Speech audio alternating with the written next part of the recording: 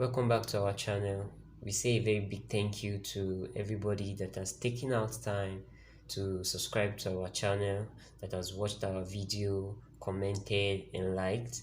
We also want to say, if this is your first time of coming to our channel, please remember to click on the subscribe button, click on the bell icon to get notified whenever we drop new video. Thank you and God bless you. So Peter Odewengi has come out to clarify his stance about Peter Okoye. He also apologized to Peter Okoye that they are friends, they are brothers, that he should not take it to heart. He also advises him that he should stop his gambling company, that the gambling company is not good. He talked so many things in this video. I remember Peter Odewengi, he used to be the love of every Nigerian because he's a very good footballer. He's a very good player from his days in the Super Eagles down to when he played for West Brom, and he has always played with his heart.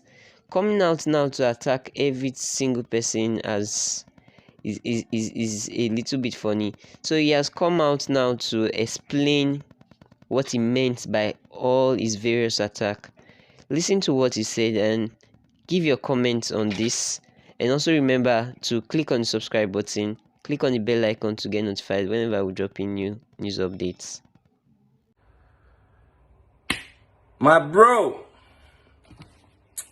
I didn't mean no offense, bro, to be honest, but you know, we're brothers, and if I see my brother something not today right, as you offered to pray for me, feeling like, you know, things not there right with me, I thought, you know, I'll do the favor back, because what you sow is what you reap. So you pray for me, I pray for you. So you notice something like maybe I'm pushing it too far. But I think when I watched your video about the guy that took his mom's last 500 naira to gamble, basically, what you're doing, you're encouraging gambling. Some people win, some people lose. So he went into tears saying his mother is ill, she has cancer, she's on chemotherapy, and he said, you asked him why is he crying, he said he took his mom's money from her account, her last 500 naira, to buy a ticket. Luckily he won, but I believe there are some guys who didn't win on that day and possibly took their dads or moms or friends last money feeling like, oh, I'm gonna win today, because gambling is an addiction. So in that situation, I'm not condemning your business completely, but in that situation, I think what you should have said to him, I'm saying this from my heart, you should have said to him, he's lucky today, but don't do that again, because if he didn't win, that means they might not have a meal. They might not even have a meal that day or the next day, and that's stealing. Like, you have to ask your mother to take her last money to go gamble. And I believe, you know, some people borrow money to do these things, and when they're in debt, they end up arrested, they get beaten up and all that. So that was my worry, really. And I will tell you something. In 2019, I was offered endorsement deals from gambling companies that were launching in Nigeria. I went to God with it. I said, in Europe, people are there are regulations. They are regulated. They have more money here. But my conscience didn't let me do that in Nigeria, because our people don't have money. They will go gamble their last money on Arsenal, Chelsea, and what next? They go home, beat their wives, slap their kids, you know, being disappointed, because you know how our country is. So I said no. And I went to God with prayer, and I believe I had an answer. So I heard his voice, and he said, you know, do what you want. God doesn't force us to do things, but he said, I hope you trust me with your finances. So it was a good offer. A couple of months later, through the NFF, you can ask Dayo Enebi, I received another message, and he says, Osaze, there is a company here, like gambling company, they want to offer you something. Can I pass your number? I simply said, No, Dio, thank you. You can call him and ask. I said, no, I don't do gambling. It's not for me. I'm not condemning it. It's for some people. You know, I played for Stoke City. Our sponsor is a very big gambling company here, Bet365, but they're regulated. You know, I'm sure yours is regulated to an extent, but I'm just saying from my heart, like that particular case, if he took his mom's last 500 naira, you should have rebuked him as a brother. You'd have said, you understand, like sometimes if you have free cash, you just play, you know, like everybody does. Most of my friends are footballers. They all do gambling. But it's a big issue here. People commit suicide because of gambling. It's an addiction. So it's a tough one. I'm not condemning people doing it, but if you can control it, that's another thing, you know. The Bible says, don't be overtaken by something, but you can do it. We're allowed to drink, party a little bit, but it doesn't have to dominate us, okay? And I didn't come out with like judgment, bro. I'm coming out with grace. You know me. We were friends. Nobody like party reach me. Nobody like music reach me. You know? We all have our shortcomings. And I'm not coming. I'm actually coming for guys like you, guys like me, because we know, you know, we be guy men, like we like our enjoyments more. But there are some things that we could do better in. I'm not judging you, not condemning you, but when I saw the video you are putting out, encouraging, people are breaking bottles on their heads and dancing. And I asked you, if these were your sons, will you encourage them to do that? So this is how our Christmas should be in Nigeria now. Guys breaking bottles on their heads and dancing like crazy. I'm just saying my opinion. I don't think it's right.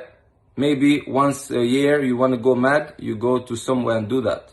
But not to bring that kind of thinking into Christmas. Because, you know, it's family time, it's nice time. I don't think we will make that day nice. So apologies if I offended you in any way. I was kind of, you know, disappointed in a few other things because, you know, my heart is bleeding for Nigeria every day. And one reason why I'm supporting Trump is very simple. Lockdown means death for lots of our people. We all witnessed what was happening during the crisis we recently lived through. Our people, some of them were falling down from roofs trying to reach palliatives just for a bag of rice. I think a girl, they said she fell and died. People grabbing goats and chickens and running away. The scenes from Just is what I saw, because I have a friend of mine who grew up in Benin City with me. She lives in Just. She sent me pictures. I used to send her money. I haven't heard from her for 2 weeks, and I honestly hope she didn't commit suicide, to be honest, because she hasn't messaged. 2 weeks ago, I sent her 50,000 naira to just keep herself going. Before that, I sent her some money because she has 2 sons. When she sent me a photo on Instagram, she had only margarine in her fridge. No bread, nothing to eat. So now she lost her 2 sons because the father had to take them. She's from Jos. The father had to take them because she can't look after 2 boys. And it's heartbreaking to see a mother go away from the kids. I believe you and your brother loved your mom a lot.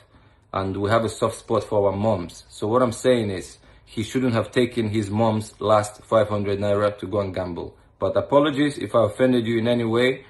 You know, good friend will always say the truth to someone. I appreciate your worry about me, that you feel something is not all right. But you know what I do all day? I pray for Nigeria, because our naira has gone down, and I don't see the budget for 2021 is not looking good. It's going to be a lot of troubles in Nigeria. I read articles, 2 million people displaced since the lockdowns. Hunger will be a problem. Famine will be a problem. You see bandits all over the place, robbing, taking women away into the forest. I think, you know, people don't see this, but I read the articles. Somebody from Abuja sends me articles from Nigeria, and every day it's hurting to see that, you know. We can't export petrol as we used to, so our economy will really be hit. I'm sorry again. You remain my favorite singer of all time, both of you. I'm not saying this because I want to make up with you. You were my favorite. You will remain my favorite because you were just the best. And I liked the innocent songs that you guys used to sing, and your beats are the best in the world.